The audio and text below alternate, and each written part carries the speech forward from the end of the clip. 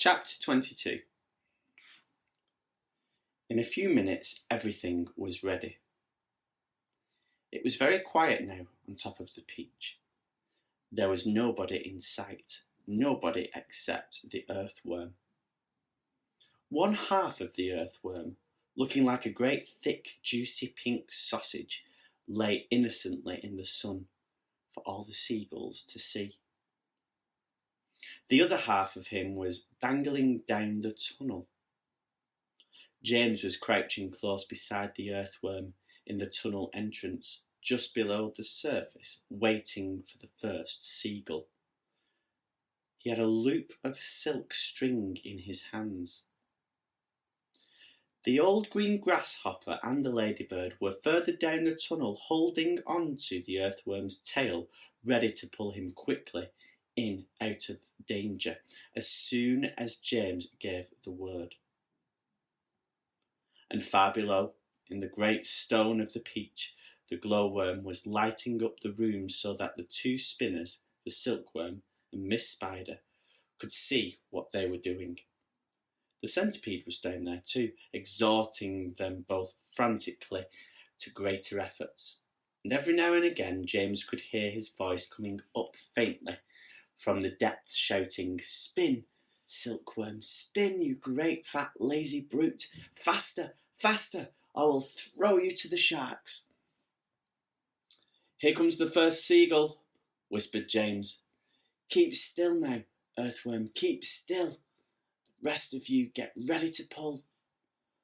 "Please don't let it spike me," begged the earthworm. I won't, shh." Out of the corner of one eye, James watched the seagull as it came swooping down toward the earthworm. And suddenly, it was so close that he could see its small black eyes and its curved beak. And the beak was open, ready to grab a nice piece of flesh out of the earthworm's back. "Pull!" shouted James. The old green grasshopper and the ladybird gave the earthworm's tail an enormous tug. And like magic, the earthworm disappeared into the tunnel.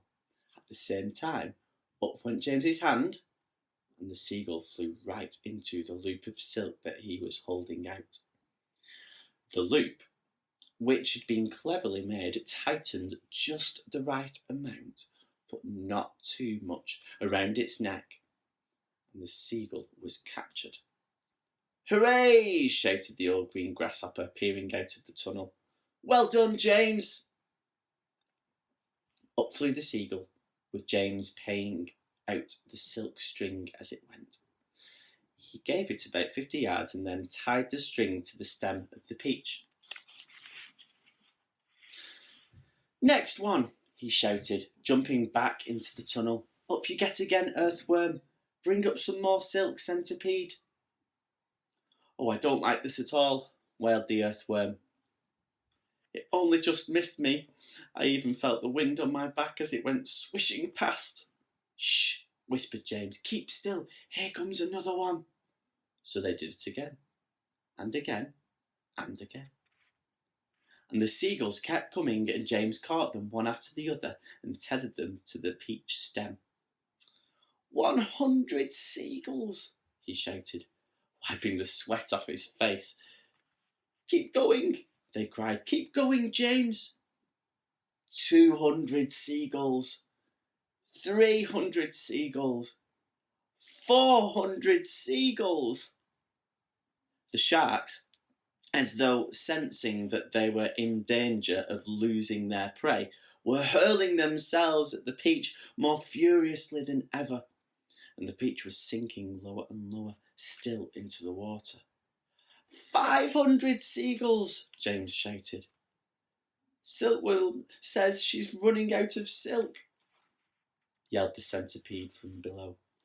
"She says she can't keep it up much longer, nor can Miss Spider." "Tell them they've got to," James answered. "They can't stop now." "We're lifting," somebody shouted. "No, we're not."